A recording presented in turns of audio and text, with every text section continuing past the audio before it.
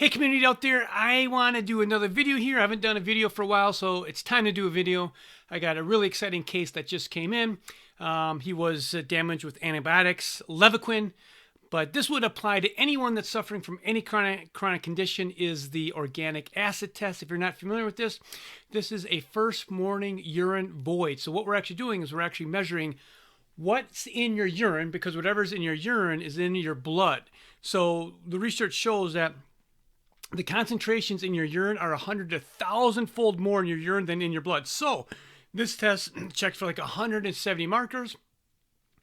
And one of the things I'm going to focus on is small bacterial overgrowth and mold. So if we find mold in your urine, that urine came from your blood, and that means that the mold is in your blood all over your body, causing damage, causing problems. And this is where a proper investigation comes in. So let's get right into this. Okay, so this is the organic acid test, first morning void. Of course, I blocked the person's name off. And you can see this right here, the yeast markers, intestinal microbial overgrowth right here. He's lit up like a Christmas tree. High, high, high, high, high. Boom. And we're only in the first 9 markers. So within the first 9 markers, 1, 2, 3, 4, 5. Within the first 9 markers, he has 9 that are out of range. Can you say bad gut? Can you say yeast? Can you say mold? Now we actually did a mold test on him on the same sample. We just haven't got that back yet. So here you can see this right here, number 5, aspergillus. This is mold. He's got mold. So even on this basic test, we're just checking to see if he has mold right here. Number 9, here's another marker for mold. So he's loaded with mold. So within this marker right here, 1 to 9 is yeast and fungal markers, which includes mold. Now, number 7, which is arabinose right here, this is yeast. So yeast is a part of a fungus, right? So these terms can be kind of interchangeable. What you want to get is from that little picture there is, what do we find? We found that he has mold, he has yeast, and he has Candida. Bam. Now, what kind of problems can that cause? That can cause a lot of problems. So this is what he comes in here with. His first problem is neuropathy, vision loss, pain and inflammation, and food sensitivity. You think if you're having leak gut, if you have mold, you think you're going to be having a lot of pain, and pain that's kind of weird, and it's in your elbow and it's in your knee. This is why your symptoms can change, because it's in your blood. Right, so it's not like in the muscle; it's in the blood. So this stuff is in the blood. So if it's in the blood, maybe you have your weak links in your knee, and this blood pools to your knee. The inflammation goes in your knee. Yeah, you have a knee problem. And then maybe the next day, maybe it goes to your Achilles tendon, and then you have Achilles tendon problem. Or maybe it goes, that inflammation that's in your blood goes to your brain. All of a sudden, you have brain fog and brain fatigue. At the end of the day, it's in your blood, and this is what we're really checking to see is where in the blood it is. Now, food sensitivities. Well, yeah, guess what mold does? Mold messes up your whole small intestine and large intestine, and causes leaky gut and causes food sensitivity. So mold, yeast, bad gut, leaky brain. They go hand in hand.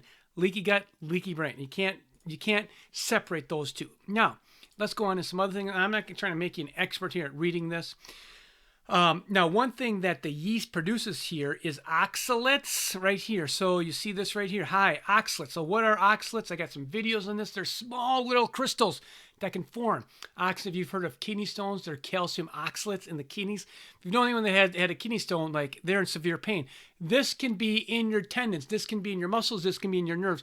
Oxalates. So high oxalates. Now, guess what happens here? Okay, again, I'm not trying to make you a scientist or anything, but this right here, Candida right here. Let me just zoom up here. We're talking right here. Number 7 is Candida. Now, Candida poops, and they produce, what's this right here? Oxalates. So the pooping, the byproduct of yeast and mold, is oxalates. Now, yeast also produce alcohol. So this is why people can be like, I'm foggy thinking. If you've had one too many drinks, or if you've had 1 drink, or let's say 2 drinks, and like, it's not like you killed yourself. Like, you just had 1 drink and it went to your head and you feel foggy, or you feel like your brain fog. This is what happens when you have high yeast markers, because it produces alcohol. Alcohol goes to your brain, and you feel like you're just walking around like you've just had 1 drink the whole entire day. So we have high oxalates right here, crystals, bad. Mitochondria markers right here. We're checking mitochondria. Not too bad, a little bit here. So there's some problems, but I know this clinically is mold and yeast will affect mitochondria. This is why I tell everybody, if you're suffering from a chronic condition, you got to rule out mold, because if you have mold and you don't know it, you're never going to get better. It's just that simple. Then down here, neurotransmitters. We're going to check out his neurotransmitters. What does he say right here? Is pain and inflammation, neuropathy. So look at this. This is dopamine. He has high dopamine levels right here, because what happens here is when you have high yeast and high mold, it affects your neurotransmitters. It affects your dopamine levels. It affects your norepinephrine levels. Epinephrine, norepinephrine levels are all affected right in here. And you can see that this throws off all his hormones right here as well, his neurotransmitters. Let's move down. Then here we're down to fatty acid oxidation. Well, where does that happen? Where do the fatty acids use for energy? What organ is that? Mitochondria, baby. So in each cell, you have between 500 and 2,000 mitochondria, and the best field for your mitochondria is fatty acids. So this tells us, are you utilizing your fatty acids? And guess what? It's not. He's pinned the needle. Anytime you see this pinning the needle, that's bad. Well, what would that indicate? Well, could be yeast, could be mold. You got to clear that out. Could be that he has maybe poor transmitting of or transferring of fatty acids from outside into the mitochondria to make energy. Now, guess what? Acetylcarnitine. Let me say that again. Acetylcarnitine is a transporter. Acetylcarnitine grabs a fatty acid and pulls it into the mitochondria and starts producing energy. Fatty acids are the best form of fuel source, just so you know.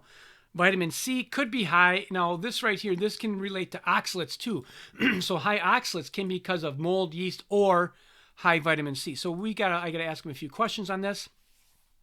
But check this out. NAC right here. NAC is high. Anytime you see NAC that's high right here, this can tell you that you have poor glutathione status. If you've known anything about your number one antioxidant, it's glutathione. So if you have high NAC, NAC makes glutathione. So if you have NAC up here that's accumulating, it's not going downstream and making glutathione. So now your number one antioxidant isn't being produced. There's not enough there because you have transmitter problems, you have conversion problems, you have yeast, you have mold, you have leaky gut, you have all these things happening, all within this very simple test that we found in here. Now it also checks for ammonia. Goodness, he doesn't have any ammonia problems. But anyway, glutathione status, it checks for a lot of different markers. This is a very powerful test. I hope you found some value in this. There's some resources down below. I have availability. You can download my Magic Trio for free. There's also a connection there or a link where you can, if you have a question, you can send me a voicemail. Pretty cool stuff all over the world. I help people all over the world. There's an opportunity down below in the notes to schedule a 20-minute consultation, Zoom. So if you live in Australia, I'm in America, no problem. You can get help. So where there's help, there's hope. Take care. Bye-bye. This is Dr. Hugh.